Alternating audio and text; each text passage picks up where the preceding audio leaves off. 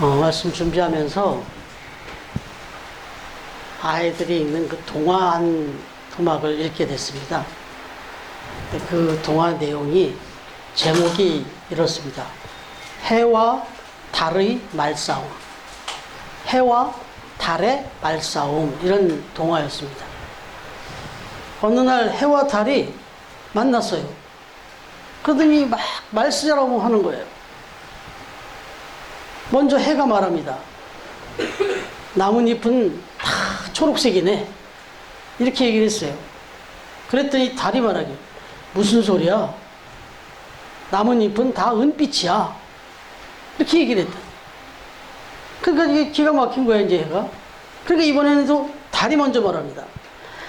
사람들은 언제나 잠만 자, 이렇게 얘기를 했어요. 그랬더니 해가, 무슨 소리야? 사람들은 맨날 돌아다니는데, 이렇게 얘기했어요. 그랬더니 또 달이 말합니다. 무슨 소리야? 세상이 조용한데, 이렇게 얘기했어요. 그랬더니 해가 또 뭐라고 말하겠습니까? 아니, 이렇게 시끄럽고 그냥 열심히들 막 돌아다니고 활동하는데 이렇게 소란스러운데 무슨 얘기하는 거야? 이렇게 이야기를 한 겁니다. 그때 마침 그것을 지나가던 바람이 그 둘의 말다툼을 들었어요. 그러더니 혀를 차면서, 뭘 갖고 싸우는 거야? 딱 그렇게 얘기를 하면서, 내가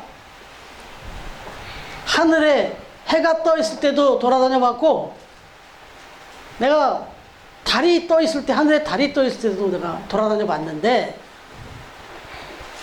해가 말한 대로 세상이 시끄럽기도 하고 사람들이 모두 막 활동하고 막 나뭇잎이 초록색이고, 그것도 맞아. 그런데 내가 달이 떠 있을 때도 다녀봤더니 사람들이 다 잠을 자고 세상이 다 고요하고 나뭇잎은 은색으로 보였어, 이렇게 이야기를 해줬다는 거예요. 여러분, 이 이야기를 딱 들으면서 무슨 생각이 드세요? 해 말도 맞고 달의 말도 맞아요.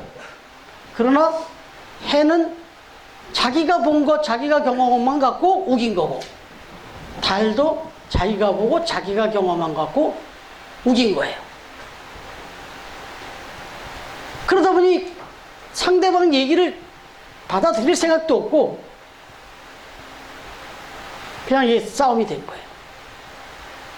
여러분, 이걸 이제 우리가 흔히 하는 말로 편견이다, 또 더 심하게 가면 고정관념이다, 이런 표현을 쓰죠. 여러분, 우리는 지난주에 오해에 대한 부분 가지고 말씀을 나눴어요. 사도 바울을 오해했던 그 부분, 그리고 그 오해로 결국은 자기들이 가장 피해를 입었다라는 얘기까지도 나눴습니다. 근데 오늘은 우리가 묵상하려고 하는 게 편견과 고정관념이에요.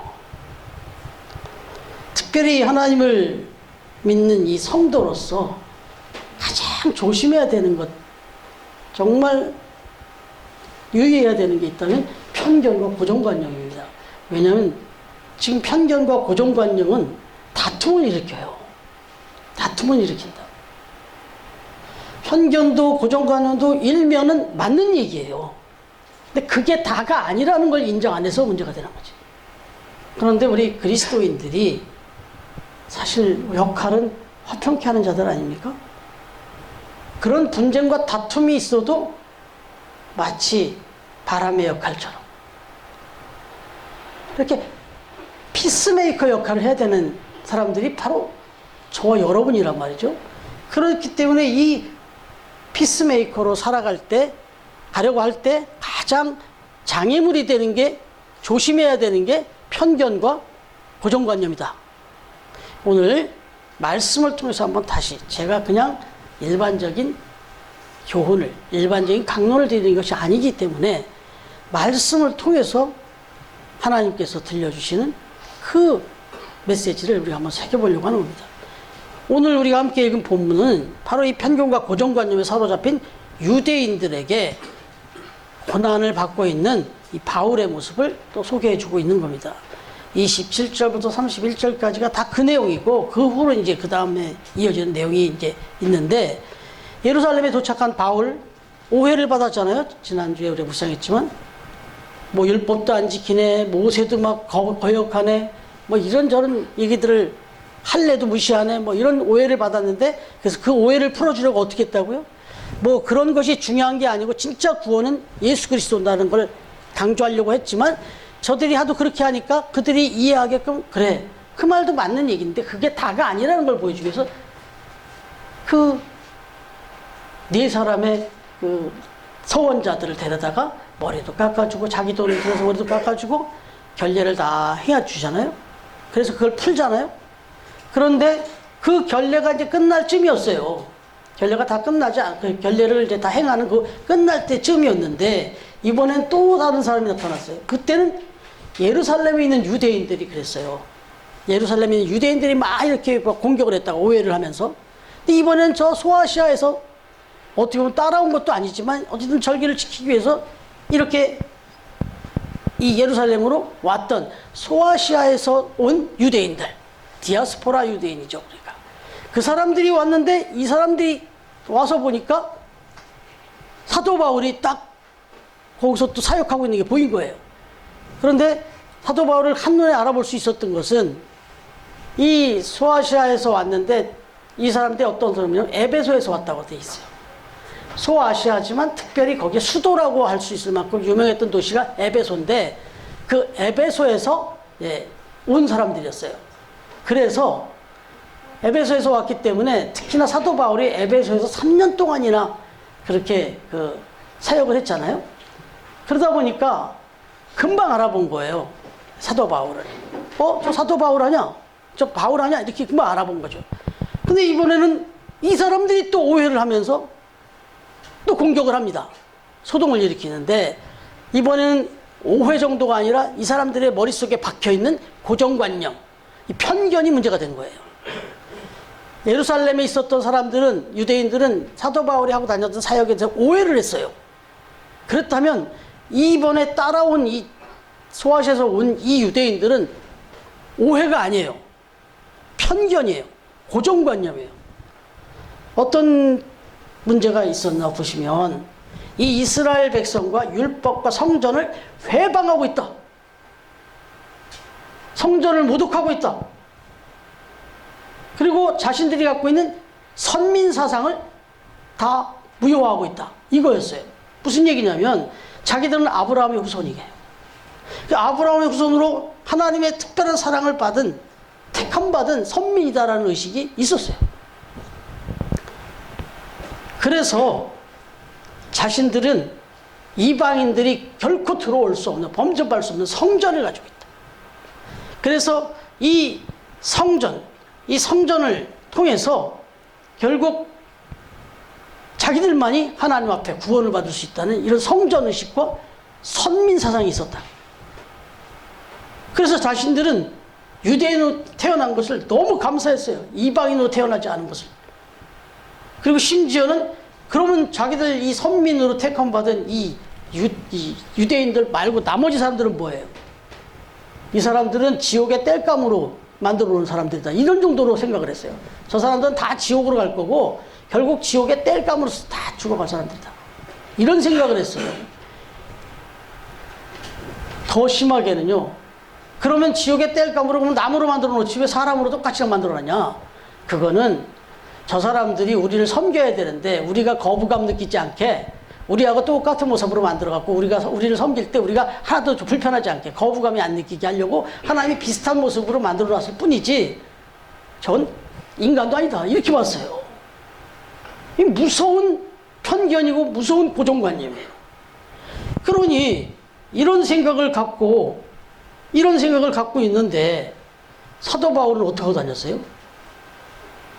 하나님은 유대인만 사랑하시는 하나님이 아니고 이 세상 모든 사람을 다 창조하신 분이고 이 세상 모든 사람을 다 사랑하시는 분이다. 이러고 막 선포하고 다녔단 말이에요.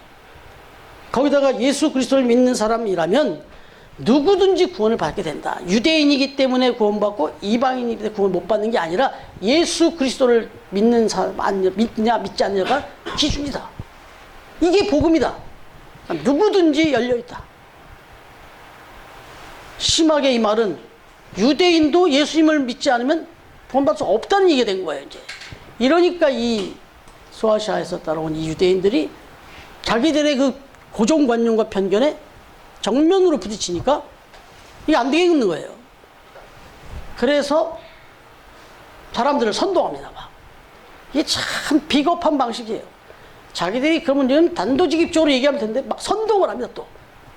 그래서 제가 지난번에 말씀드렸지만 자꾸 이렇게 소동을 일으키는 거, 막 광화문에 나가서 막 선동을 하고 막 이 소동을 일으키는 거 하나님 기뻐하지 않습니다. 그거 사실은.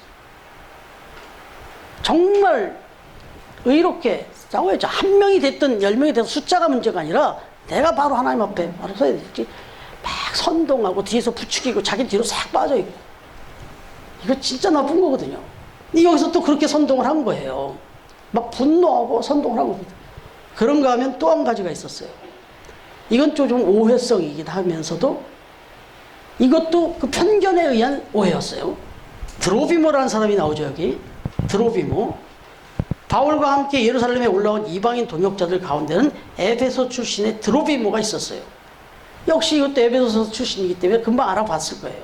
그런데 이 이스라엘 뜰에서 이제 사도 바울이 결례를 행하고 있었어요.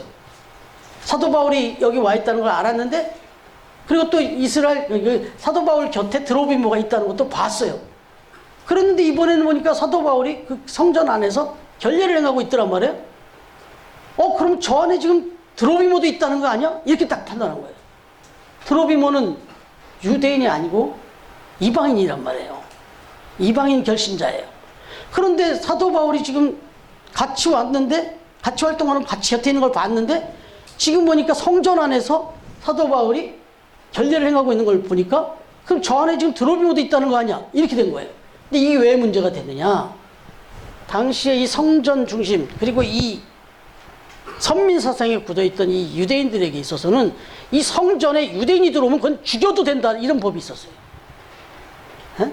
어디 성전을 더럽히느냐 해갖고, 아까 말씀드렸고 짐승처럼 하나 땔감처럼 생각하는 사람이 성전에 어떻게 들어와요? 여기 들어오면 죽여도 된다, 이렇게 할 정도였어요. 뭐라고까지 써 있었냐면, 당시에 문헌에 보면 외국인은 성전과 그 경내를 둘러싼 울타리 안으로 들어갈 수 없다. 만약 울타리 안으로 침입하다가 적발되어 사형을 당하는 자는 자신의 죽음에 대하여 스스로를 원망할 수밖에 없다. 이거를요 헬라어로 라틴어로 다 써놨답니다. 그런데 여기를 지금 드로비모가 들어와 있다? 데리고 들어갔다? 사도 바울도 드로비모도 이거 다 죽여야 되는 거지. 그래서 이 에베소에서 온 이 이방인, 유대인들은 막 소동을 일으키고 어떻게든지 이 사도 바울을 죽여야 되는 거였어요. 여러분, 그러나 분명히 이건 추측이잖아요, 추측. 그런데 이 추측을 속단하니까 이런 이제 넌센스가 벌어졌는데, 이런 악한 일을 이제 하게 됐는데, 이것도 출발은 편견과 고정관념에서 출발했다. 여러분, 이 고정관념, 편견이 결국은 유대인들 스스로를 결국 지옥으로 몰았어요. 결국 이 편견과 고정관념은 변하지 않잖아요, 잘. 편견이 좀 바꿀 수도 있을지 모르는데 이게 고정관념이 되어버리면 안 바뀌잖아요. 그래서 수많은 유대인들이 결국 자신들이 증오했던 그 이방인처럼 지옥의 땔감으로 들어가 버리는 이런 넌센스가 벌어졌잖아요. 그렇습니다. 이 편견과 특히나 이 고정관념은 가장 큰 피해자가 역시 오해도 마찬가지지만 나예요, 나. 이 이야기를 좀 이해시키기 위해서 하나 말씀을 드려보면, 어떤 사람이 좀 큰 병을 이렇게 앓게 됐다는 거예요. 그래서 병원도 찾아가지고 했는데 증상이 뭐였냐? 막 귀울림이 심하고, 그 다음에 눈이 자꾸 막 척하면 막 충혈되고, 그리고 좀 말만 좀 이렇게 하려고 그러면 막 호흡이 딸리면서 얼굴이 막 갑자기 막 붉어지고, 이게 도대체 자꾸 그냥 불규칙하게 벌어지니까, 살 수가 없더라는 거예요. 그래서 의사 진료를 받았는데, 의사도 이건 어떻게 치료할 방법이 없다, 이런 결론을 내렸다는 거예요. 그러면서 이렇게 이 증상으로 가다 보면 오래 못 살겠다. 이렇게 이 증상을 계속 가면 어떤 방법은 뭐 찾아주지 못하면서 이건 오래 못 산다. 이렇게 이게 계속 증상 오래 가면 못 산다. 이렇게 얘기했다는 거예요. 그래서 그 얘기를 듣고 나니까 이제 정말 이건 계속 벌어지는 일이고 오래 못 산다는 얘기는 들었고, 답답하잖아요.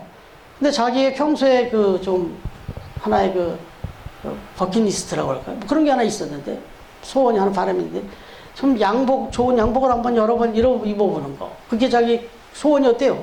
그래서 이렇게 힘든데 양복이라도 좀 한번 입어보자고 한 양복점을 찾아갔답니다. 그 양복점에 가서 이제 재단사 앞에 가서 좋은 양복을 이제 요청을 하고, 그리고 이제 딱 치수를 쟀다는 거예요. 그 치수를 딱 재는데 그 재단사가 이제 딱 먼저 몸을 잴 거 아닙니까? 근데 목둘레를 딱 재보더니, 본인 목둘레가 105 사이즈 되시네요. 딱 그렇게 얘기를 해줬대요. 그랬더니 무슨 소리냐고, 나는 95라고.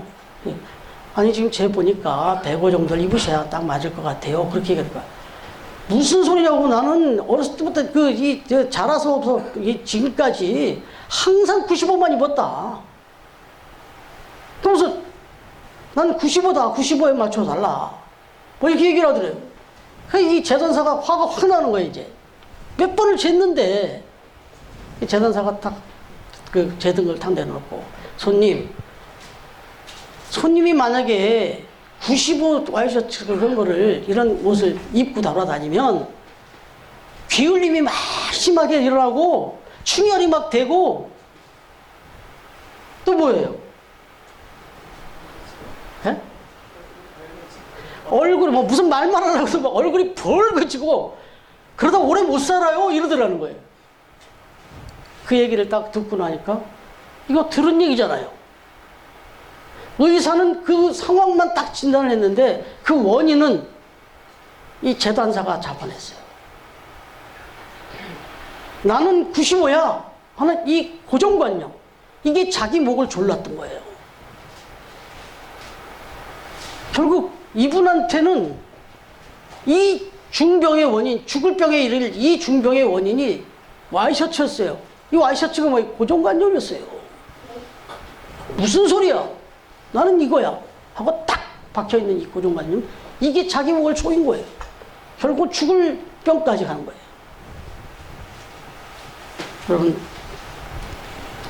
여러분들 혹시 여러분 스스로 여러분의 삶을 옥죄고 여러분의 생각을 그렇게 힘들게 만드는 그런 고정관념은 없으십니까?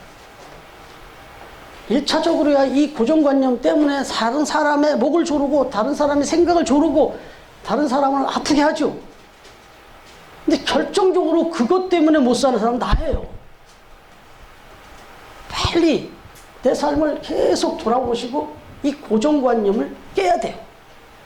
가장 좋은 방법, 가장 쉬운 방법이 책을 읽는 거예요. 책을 읽는 거예요. 그러면 그 책에는 내가 생각지 못했던 경험과 결론들이 있어요. 그런 걸 통해서 그렇구나, 아하, 이게 고정관념이 깨지는 시간이에요. 아하 포인트가 많아야 돼요. 심지어 TV를 하나 보셔도 좀 그런 걸 보세요. 아하 포인트가 터지는 거. 그래서 내 고정관념을 자꾸 깨셔야 됩니다. 여러분, 시멘트가 딱 칠하면은 50년 이상 동안 매일같이 점점 굳어간다네요. 시멘트라는 그 특성이. 인간은요, 죽을 때까지, 태어나면서부터 죽을 때까지 계속 굳어갑니다.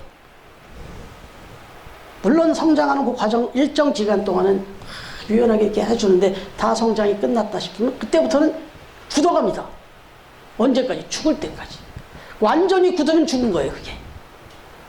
여러분의 고정관념이 깨지 못하고 계속 굳어간다 그러면 죽는 거예요. 여러분, 오늘 이 말씀 속에서는 한편 다른 또 이야기가 하나 나오는데, 그건 자기 동족을 죽이겠다고 그냥 달라드는 유대인들이 있는가 하면 위기에 처한 유대인을 살려주는 이방인의 이야기, 아이러니컬한 이야기가 나와요. 이 소라는 천부장의 귀에까지 들리게 됐어요. 이 에베소에 온 이 유대인들의 이 소라는 천부장에게, 그 군대 대장 천부장이면 군대 대장이면은 어느 나라 사람입니까? 이건 로마군인 아니에요. 당연히 이방인이에요. 근데 이 유대인의 이 천부장의 귀에까지 들려갔어요. 그래서 그 소식을 들은 천부장은 군사들과 백부장을 데리고 황급히 현장으로 달려가는데, 일단 구급부터 합니다. 그냥 일단 체포부터 해요. 묶어버려요. 그래 놓고 나서 무슨 일을 했냐고 물어봐요. 이런 나쁜 인간이 있습니까? 데리고 왔으면, 아니 그리고 소란이 있어서 갔으면 무슨 일인지 들어보고 뭘 구속을 하든지 뭘 해야 될 거 아니에요. 근데 일단은 가서 소란하니까 그거부터 제압부터 합니다. 그래서 그냥 우선 체포부터 합니다. 그래 놓고 나서 이 사람이 무슨 일을 했냐, 뭔 잘못했냐, 이제 물어봐요. 여기 시작부터가 잘못됐는데, 어쨌든 이게 또 아이러니컬하게 상황을 반전시키는 일이 벌어지는데, 결국 오늘 34절에 보니까 한번 같이 읽어볼까요? 34절 시작. 이 가운데서 어떤 이는 이런 말로 어떤 이는 저런 말로 소리치거늘 천부장이 소속으로 말미암아 진상을 알 수 없어 그를 영내로 데려가라 명하니라. 예, 일단 체포부터 해놓고 물어봤단 말이에요. 그랬더니 이게 지금 서로 막 말이 달라요. 막 이 사람은 저렇게 얘기하고 저 사람은 이렇게 얘기하고. 왜 그러냐면 소동을 이 하나의 이 충동을 받은 사람들이기 때문에 이 지금 자기 주관도 없고 뭐 이렇게 들었고 저렇게 들은 거예요 이제. 그러니까 막 이렇게 되니까 또 체포는 해놨는데 이상하게 막 말은 안 맞고 이러니까 이 소동은 빨리 좀 멈춰야 되겠고 끌고 가라는 거예요 그냥. 그래서 그냥 끌고 들어갔어요. 영내로 데려갔어요. 그래서 아무런 어떤 혐의도 찾지 못한 채 바울을 그냥 난폭해지는 군중 가운데서 일단 안전한 곳으로 끌어냅니다. 여러분, 하나님이 얼마나 급하셨는지 보여요, 이게. 안 되겠어요. 이대로 놨다가 죽겠어요. 그러니까 일단은 거기서 분리해냅니다. 천부장도 그 후에 보면 막 엄청 심하게 때려갖고 들고 갔다 그러잖아요. 천부장도 결코 선한 사람은 아니었는데 어찌됐든 죽지는 않게 보호하셨어요, 하나님이. 그래서 거기서 구분해내서 데리고 나옵니다. 근데 여러분, 여기서 한번 생각해 보시면, 지난주에도 얼마든지 억울하고 또 내가 왜 그런 결례를 행해야 되냐고 할 말도 있고 뭐 많은 게 있었지만, 사도 바울은 평화를 위해서 그 일을 묵묵히 해줬잖아요. 그랬듯이 오늘은 또 이런 억울한 얘기들이 막 나오는데도 특히나 드로이원은 거기 성전에 들어가지도 않았어요. 그런 얘기 다 해줄 수 있고 얼마 할 수 있는데 역시 여기서는 침묵합니다. 사도 바울이 한 말도 안 해요. 그리고 그냥 때리면 맞고 그냥 묶으면 묶이고 가두면 갇히고. 여러분, 이때 사도 바울은 뭐 했을까요? 사도 바울이 한 말도 안 하고 때리면 맞고 묶으면 묶고 묶이고 가두면 갇히고, 이때 사도 바울은 뭐 했을까요? 이거 뭐 그냥 안 봐도 비디오 아니겠어요? 기도죠. 하나님만 바라보는 거죠. 그런 가운데 하나님이 손을 쓰시는 거예요. 이 천부장을 들어서 구분해내시고 결국은 정말 이 사도 바울이 원하는 바 저 로마로 갈 수 있도록 그 생명을 보존시키십니다. 그리고 나중에는 이제 또 이후를 묵상하겠지만 어쨌든 건강을 회복시키시고, 비록 죄수의 몸이 되었지만 결국은 여기서 판결을 못 내리고 로마로 보냅니다. 이런 일이 벌어져요. 이게 하나님이 하시는 일입니다. 그래서 또 그런 표현도 하죠. 하나님은 이런 악한 사람들을 통해서도 하나님의 일을 이루신다. 여러분, 저도 목회하면서 그런 일 많이 겪고 여러분의 삶 속에서도 그래요. 한번 억울하고 정말 힘들고 뭐 괴롭지만 한번 참고 인내하고 하나님께 기도해 보시면 엉뚱하게 나를 핍박하던 나를 공격해야 될 그 사람을 통해서 내가 자유함을 얻게 돼요. 정말 그런 일이 벌어져요. 저 그런 일 많이 겪었어요. 사례를 다 말씀드릴 수는 없지만 참 그런 일 많이 있었어요. 정말 이게 하나님이 하시는 일이구나. 정말 그래서 기도밖에 없구나. 다만 기도할 뿐이라는 말씀을 다윗이 했던 이유가 이거구나를 깨달을 뿐이에요. 아, 이래서 그냥 막 같이 싸우려고 그러지 말고 기도하라. 내가 해결하겠다. 이게 하나님의 음성이구나라는 걸 많이 겪었어요. 여러분, 오늘은 이제 성령 강림 주일이라는 말씀 드렸잖아요. 성령 강림 주일. 이거는 마가의 다락방에 성도들이 120명이 모여서 막 열심히 기도했어요. 그 기도하고 뜨겁게 기도할 때 거기에 성령께서 임하셔서 오순절의 역사가 나타나고 막 방언이 터지고 수많은 사람들이 이제 능력을 받아서 흩어지는, 이게 교회사로 보면 교회의 시작이라 그래요. 원격적인 교회의 시작이다. 이렇게 얘기를 하는데, 성령의 강림, 이게 이제 오순절이라고 얘기하는데, 예수님께서 돌아가시고 다시 부활하신 후에 50일 만에 성령님이 임하셨다. 40일 동안은 이 세상에 계시면서 다 많은 제자들에게 보이고 여러 사람들을 찾아다니면서 말씀을 전하고 격려하시고 사명을 주고, 그런 다음에 승천하신 후에 10일 후에 임재하신 거예요. 그래서 이게 오순절인데, 이래서 교회가 이제 본격적인 시작을 하는데, 여러분, 성령의 역사도 가로막는 게 있는데, 그게 뭐냐면 편견이고 고정관념이다 이겁니다. 아, 이 무서운 고정관념과 편견은요, 하나님의 말씀도 안 받아들여요. 성령의 역사, 성령의 이 내면의 음성도 다 무시합니다. 못 듣습니다. 뭐 그 제단사 앞에 서 있는 그분이 105를 입으셔야 된다고 얘기해도 다 재고 말씀을 하는데도 그 무슨 소리야 95야 이런 것처럼, 해와 달이 서로 무슨 소리야 한 것처럼, 고정관념은요, 하나님이 어떤 말씀을 하셔도 안 듣습니다. 차단합니다. 그러면 성령의 역사를 받을 수가 없어요. 성령은 능력인데, 그건 능력인데, 그리고 하나님의 이 역사는 축복인데, 이걸 다 걷어차는 거예요. 못 받아들이는 거예요. 이게 이제 고정과 편견을 생기는 기준을 아시잖아요. 나의 지식, 나의 경험, 뭐 이런 거잖아요. 그리고 이런 것들을 깨고 내려놓는 시간이 바로 오늘 이 시간이에요. 이렇게 하나님한테 나와서 예배하면서 하나님 말씀을 이렇게 들음으로 인해서 그걸 깨는 겁니다. 자꾸 계속 깨는 겁니다. 이 작업을 쉼 없이 하셔야 돼요. 주님 앞에 갈 때까지. 왜? 계속 굳어가니까. 가만 놔두면 굳어가니까.